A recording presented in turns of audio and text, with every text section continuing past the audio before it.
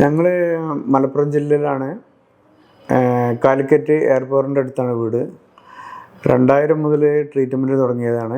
മറ്റൊരു ഹോസ്പിറ്റലിൽ തിരുവനന്തപുരം മറ്റൊരു ഹോസ്പിറ്റലിൽ ട്രീറ്റ്മെൻറ്റ് എടുത്തു, അത് ഫെയിലായി. പിന്നെ കൊടുങ്ങല്ലൂർ ഹോസ്പിറ്റലുണ്ടായിരുന്നു, അവിടുന്ന് ട്രീറ്റ്മെൻറ്റ് എടുത്തു, അതും ഫെയിലായി.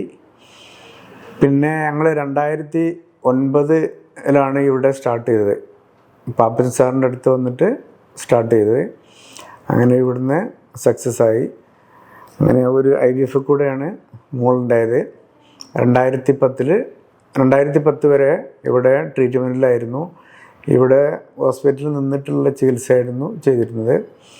അങ്ങനെ കുഞ്ഞായിട്ടാണ് ഇവിടുന്ന് പോയത്. 2010 ഡെലിവറി കഴിഞ്ഞു, പ്രസവിച്ച് കുഞ്ഞായിട്ടാണ് ഞങ്ങൾ ഇവിടുന്ന് പോയത്.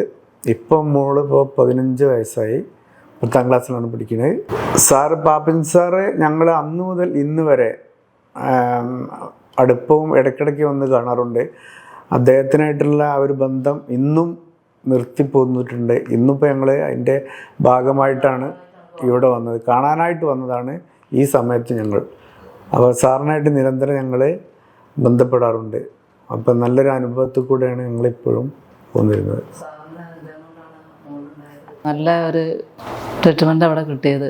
സാറിനെ കാണുമ്പോൾ തന്നെ അങ്ങനെ തന്നെയാണ്, എല്ലാവർക്കും ഒരു സന്തോഷമാണ്. എല്ലാം ശരിയായി തന്നെ തോന്നും സാറിനെ കാണുമ്പോൾ തന്നെ.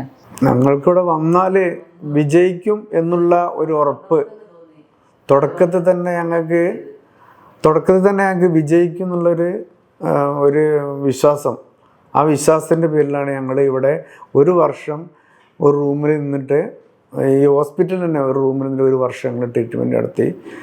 അദ്ദേഹത്തിൻ്റെ ഒരു ഒരു പ്രത്യേകിച്ചൊരു ദൈവത്തിൻ്റെ ഒരു കാരുണ്യത്തിൽ കൂടെയാണ് ഞങ്ങൾക്ക് മോളെ കിട്ടിയത്.